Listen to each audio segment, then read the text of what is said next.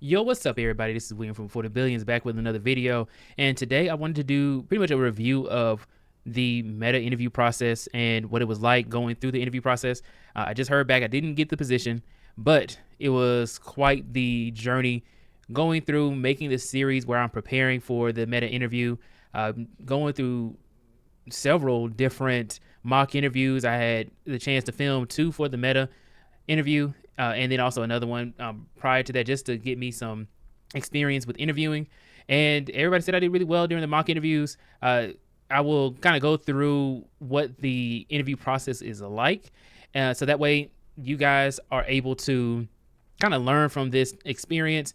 And it's all content at the end of the day. And if you enjoy this type of content, please go ahead and hit the like button, share, and subscribe to the channel if you haven't done so already. And also hit the bell notification icon so that way you can get notified whenever I make new videos on YouTube. So let's go ahead and get into things. And I will say this is that the majority of people that you may see in your own personal life or on YouTube, they may only talk about their wins, but they never talk about their failures or things that they weren't able to achieve, or some goals that they set but weren't able to accomplish. And I am one of those people where I'm transparent and I will tell people like, hey, this is pretty much what my experience was like. And I make these videos because I want to show what is it like to go through this process for somebody who's never heard of it before, somebody who may have been interested in the position of at least interviewing for a FANG company. What is it like? And so just like some like professional feedback and also expertise. And I've interviewed for a whole bunch of different positions, and this one was very similar to the Google way of interviewing. So I will tell you pretty much how it was. I got a initial phone screen from a recruiter from Meta. They reached out to me via email. Hey, we have a position coming up for multiple different teams. You will have to move to Menlo Park in California, so that's close to the Bay Area, in like kind of on the San Francisco side. So it's not by Oakland or Berkeley, but it's kind of like it's like close to San Francisco, but not far from like everything else either. And they're all like kind of in that same little circle right there. And so yeah, I would have to have moved to California, or I think they had positions over there in Seattle as well. And some people moved to New York. And for this type of position, I was like, okay, well, the only reason why I would move to California is if I was kind of like forced to go. To be honest with you, pretty much forced to go for like work or something like that. Like, hey, the position is just so good. This is just such a great resume boost that I'm gonna go ahead and take it. Like, there's no other reason for me to, because I'm from born and raised in Atlanta, Georgia. I've traveled to California. California is nice to visit. Myself personally, I would not want to move there. A lot of people are moving out of California because it's so expensive and moving to like Texas or Atlanta. So it's kind of like going backwards. But overall, they do have it to where if you get a job with them, you do have to go into the office. And so you have the choice of going to many different offices, but that's the office that they were telling me to go to. So the initial phone screening went really well. The recruiter was really nice and really showed me exactly what I should expect for the coming interviews. The next thing that I had after the phone screening was the interview I just did with one of the team members from one of the teams, the product team, or one of the product teams. So I'll say, okay, well, hey, great. I was able to, get further past the phone screening. They told me that the first interview is going to be 3 coding questions and 3 SQL questions. So the coding questions can be any language, but I chose Python. Python to me is my favorite language. It's not my first language I learned. I learned Java first. So I know Java, but I prefer Python because it's less to have to write when you're in an interview. So it kind of saves you on time and you won't have to keep up with all the semicolons and stuff like that. So to me, Python is a better language for these coding interviews. Like, why would you want to have to write system.log print line and all these long, like I'm trying to declare like a hash map or something like that. It takes me forever to just write it compared to just, writing the curly braces for a dictionary. Same thing, just way faster to do. So that's why I chose Python, but you can choose any language. And then the questions were very similar to what you would see on LeetCode. I will tell you that the questions themselves actually was not that difficult. It's not that difficult, but the interview is only 1 hour long, and you only have like 1 to 2 minutes to actually talk about yourself. So it actually doesn't matter at all to talk about yourself. It's kind of like in a regular interview, right? In a regular interview, the interview gets to know who you are. In a Fang interview, you have to be extremely like good at coding. It's kind of like we don't care anything about you particularly. We only care about how well you can answer this random question, because you don't know which question they're going to ask you ahead of time. It's like, oh, if you already knew what question it was, you can just study that one question for like, a week or two, and now you know every line of code that's going to come up, and you know the best way of answering the question. Some people can do those kinds of things, like they just are so I want to say like some people have like photographic memories, and some people are just so intelligent that they can just write code without really much thought into it. They got it right there. And then because they don't care about like the kind of person you are, like as long as you're not a weirdo or don't say anything crazy in the initial phone screening or in the interview, as long as you don't say anything crazy and you answer the questions in record time, then you'll probably be able to, go forward with the job. Or not specifically the job, but more so you'll be able to go forward with the next interview that you have. So that's kind of how it is. It's like a random question that can be anything. It can literally be anything. The question I got was relating to strings and converting it into, and really just reversing the string. That's essentially the question it was. And I was able to answer that question and get it right. And I did some troubleshooting and everything like that. So I got that question right. The next question was also a little bit more, it was on the easier side as well.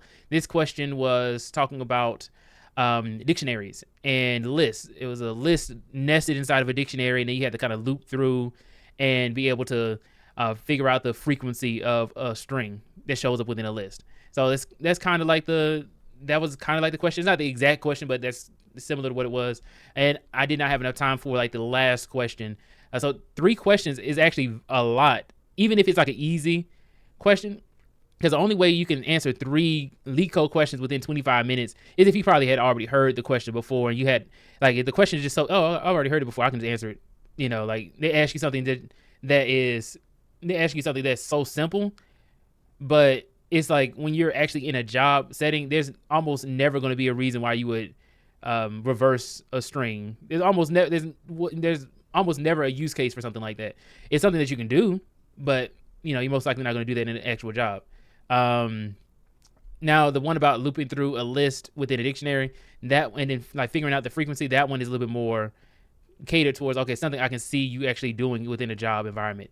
So that one is to me is a better question. I didn't see what the third one was for the coding side. For the SQL side, that one was easy as well comparatively. Like I was able to answer the first question and then the second question. The first question was very simple. You didn't have to do any complex joins. You didn't have to do any, really, it was just ordering and grouping by a column. So that's all it really was. It was a lot more simple. I was able to answer that one. And then the second one was talking about, that one you had to like join with another table, join with 2 different tables. And then you had to, after you join through the tables, you have to order it as well. And that one I was able to answer the question, but I didn't code everything out. I didn't type everything out. I didn't have enough time. So within 25 minutes for the first one, I was able to get 2. 25 minutes for the second one, I was able to get answer 2 of the questions. And so 50 minutes, that's already it. And after that, we got into just talking through like, hey, any questions you have for the team and stuff like that. And I always suggest that people ask questions. And one thing I will tell you is that I'm always weary of when people say good luck, right? Not necessarily like good luck is a good thing. Like, like, hey, good luck on, the exam or something like that. Awesome. But then when at the end of an interview, if somebody tells you good luck, to me, it sounds almost like, yeah, I'm not actually wishing you good luck. Like, I remember, I'll give you a perfect example. I went through, this was years ago, back when I was in college, and I did an interview with Home Depot, and I went through 2 interviews with them. And at the end of the second interview, the guy said, oh, Yeah, and good luck with your career. So to me, it's not like he's saying like, yeah, you did a good job. I'm looking forward to seeing you, go forward or anything like that. It's more so like, hey, good luck, whatever you're gonna do, because it's not gonna be here. That's kind of the sense I got. And then they did tell me, hey, good luck. And yeah, to me it means like, yeah, you didn't get it. And quite literally, that's what that means. That's what happened. Um, so as far as the process went, there was one more step that I did not make it to, which is a full day long of interviews that can be either virtual or in person. So you can expect, I think it was like 5 interviews that you would do for that full day. I think they get you food and stuff like that, and then after that full day, you go on to the offer stage. So after you go on to the offer stage, you can pick and choose whether or not if you want to take it. And one thing I will say though is that I don't know. I think it's a FANG company type of thing. Everybody is extremely comfortable, right? Like you'll get on the call and they're in like a t-shirt or something like that. And most of the time in interviews you wear like a collar shirt, or maybe you wear like a suit or something like that. That's usual for like regular interviews. You dress up a little bit more. But I've never had an interview with like a FANG company or a company trying to be like a FANG company where they actually kind of dress up. They always like kind of dress down. So it's a little bit more of a relaxed feel. So like that's what you should expect, is something relaxed.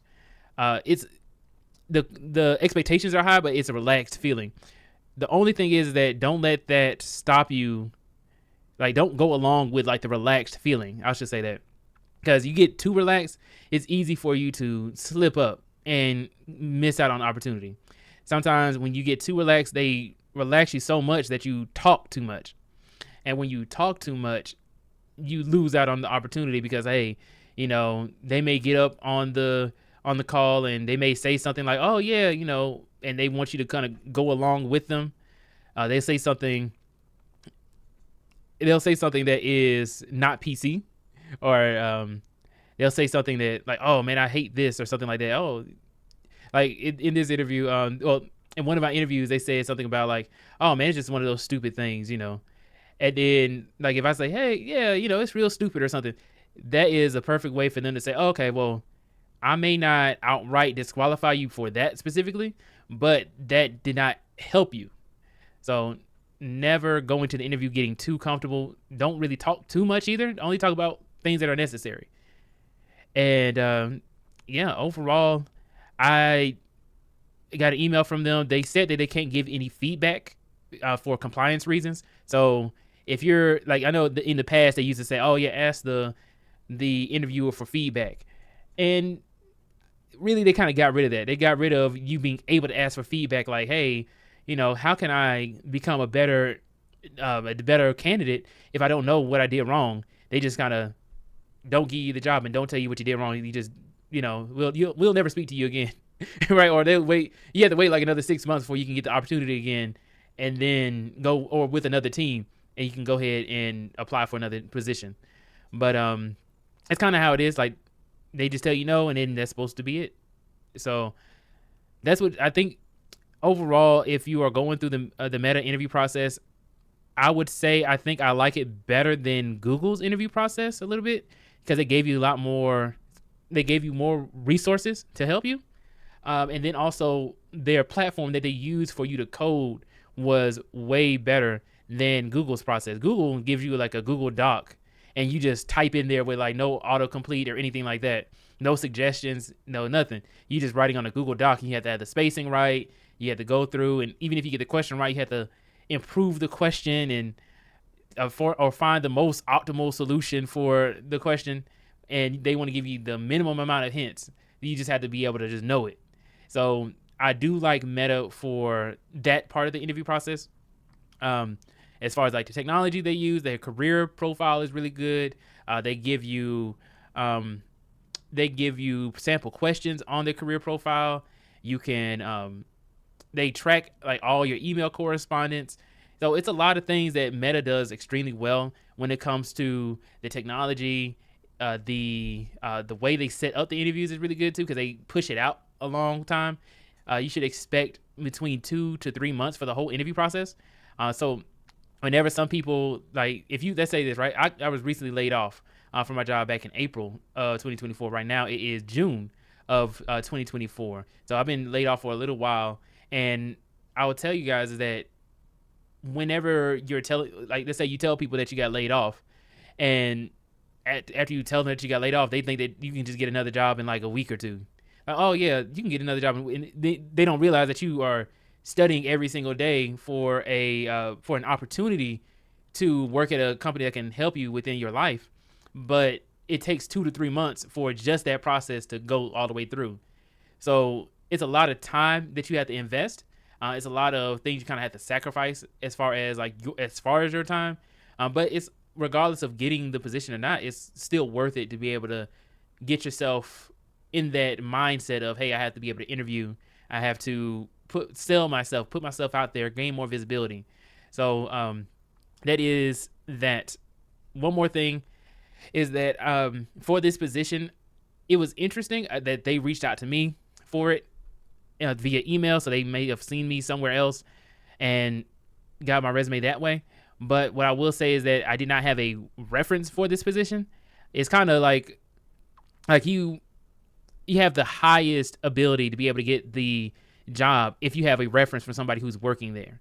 So if you don't have a reference, or the people don't know you, you'll go into the interview. They give you 1 minute to tell them about yourself. So they don't know who you are at all, really. You just say, hey, how you doing? I live here, right? Or I went to this school, or you work here at this place. And then that's all you can say.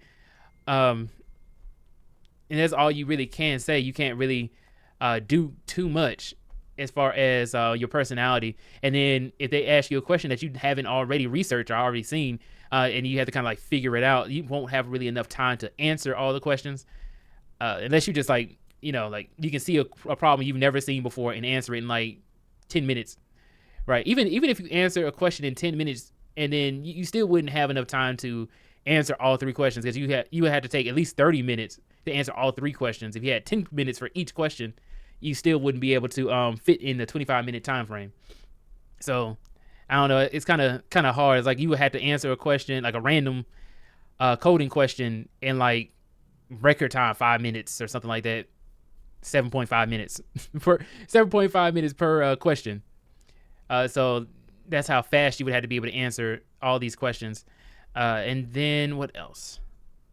Yeah. So what I will say is that I am glad that I went through the process. I think that if I did have a reference, it probably would have gone a little bit further. And I'm not exactly certain how to go about doing that, because you can apply all day long for jobs, and most of the time you're never going to hear back from them, or they'll just deny you. They'll get around to denying you later on. But for like the small minority of times when you actually do get an interview from cold applying, it's still pretty difficult to actually get the job, even after cold applying. So you cold apply with no reference, you got the interview, and then after you get the interview, it's still kind of hard to like actually get the job, because even if you have the credentials and you have the experience and everything else, you still don't necessarily just get the job after interviewing. So what else is one thing? But yeah, I wanted to make this video to kind of give some visibility into what it's like interviewing, especially after being laid off for like 2 months. And luckily I was able to save up some money, so that way I don't really have to feel as desperate to go ahead and find a job. If you go through these layoffs, a lot of people will kind of look down on you too. Like, hey, like, you lost your job at no fault of your own, but they want you to get a really high paying job or get another job in record time, when it's kind of hard to do that, because it's something that you have no control over. Like, yeah, you can apply all day long, you can go to networking events, but the ability for you to be able to get the job is in somebody else's hands. It's not in your own. So one piece of advice that I've heard, and one quote I heard was not to focus all of your energy on things that you cannot control. So you can interview and stuff like that. All of everything that happens after you interview or after you apply, everything after that is in somebody else's hands. It's still somebody else's decision. And you can't be upset if somebody doesn't give you the opportunity. You can't be upset if somebody doesn't give you the opportunity, because they are the one who is making the investment. not you. And you have to be like, okay, well, my pipeline that I've created over time has to expand so I can get more interviews. And if you don't have enough interviews coming up, you have a weak pipeline. You don't have enough people trying to give you opportunities. So that's why I've been going to so many networking events, trying to increase the pipeline or increase the amount of people who know who I am. I can get more references because I see people so many times and talk to them all the time. And I can leverage the relationship in order to get to where I'm trying to go. And usually, if you're trying to get somewhere, you have to speak to people who are where you want to be.